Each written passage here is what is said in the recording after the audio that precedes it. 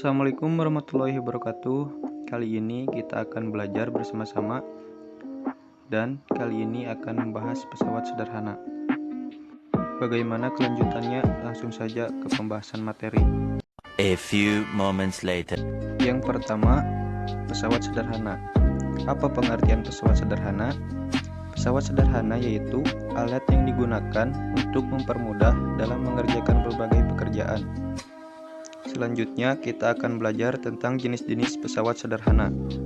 Yang kesatu ada pengungkit, kedua bidang miring, yang ketiga katrol, yang keempat roda berporos. Kita mulai dengan pembahasan pertama yaitu tentang pengungkit. Apa itu pengungkit? Pengungkit adalah alat yang memanfaatkan titik beban, titik kuasa, dan titik tumpu. Lalu apakah pengertian dari titik beban, titik kuasa, dan titik tumpu? Yang pertama titik tumpu.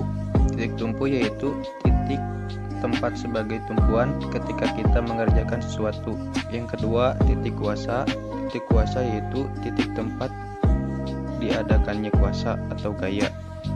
Yang ketiga titik beban.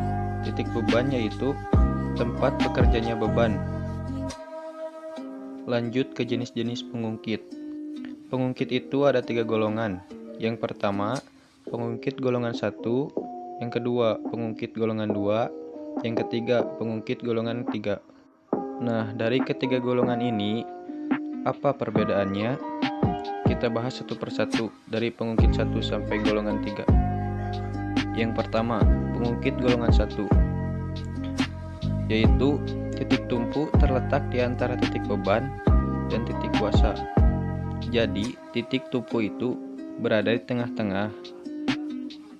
Contohnya, tang, gunting, pemotong kuku, catut paku, timbangan, dan lain sebagainya.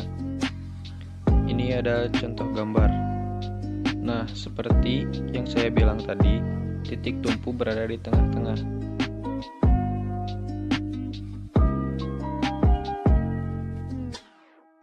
Selanjutnya, yang kedua, pengungkit golongan 2 adalah titik beban terletak di antara titik tumpu dan titik kuasa. Contohnya, kereta sorong atau gerobak, pemecah kemiri, pemuka kaleng, dan lain sebagainya. Langsung saja ke gambarnya.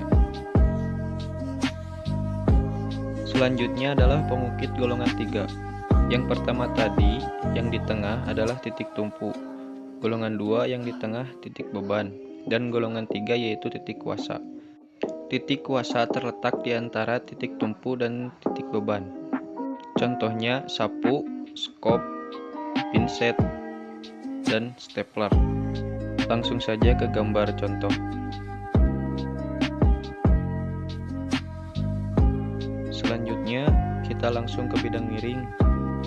Bidang miring adalah permukaan datar yang menghubungkan dua tempat yang berbeda ketinggiannya. Dengan menggunakan bidang miring, kita bisa memindahkan benda ke tempat yang lebih tinggi dengan gaya yang lebih kecil. Namun demikian, bidang miring juga memiliki kelemahan, yaitu jarak yang ditempuh untuk memindahkan benda menjadi lebih jauh. Contoh bidang miring.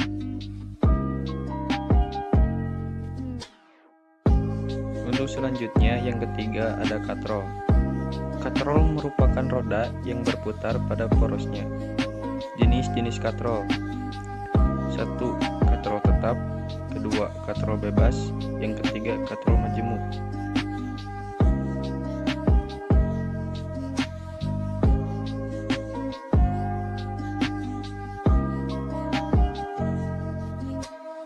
Selanjutnya, roda berporos. Roda berporos merupakan roda yang menghubungkan dengan sebuah poros yang dapat berputar bersama-sama. Contoh di gambar. Nah, di tengah-tengah ini disebut roda berporos. Demikian penjelasan dari saya, semoga bermanfaat. Mohon maaf bila ada kesalahan dan kekurangannya. Saya akhiri. Wassalamualaikum warahmatullahi wabarakatuh.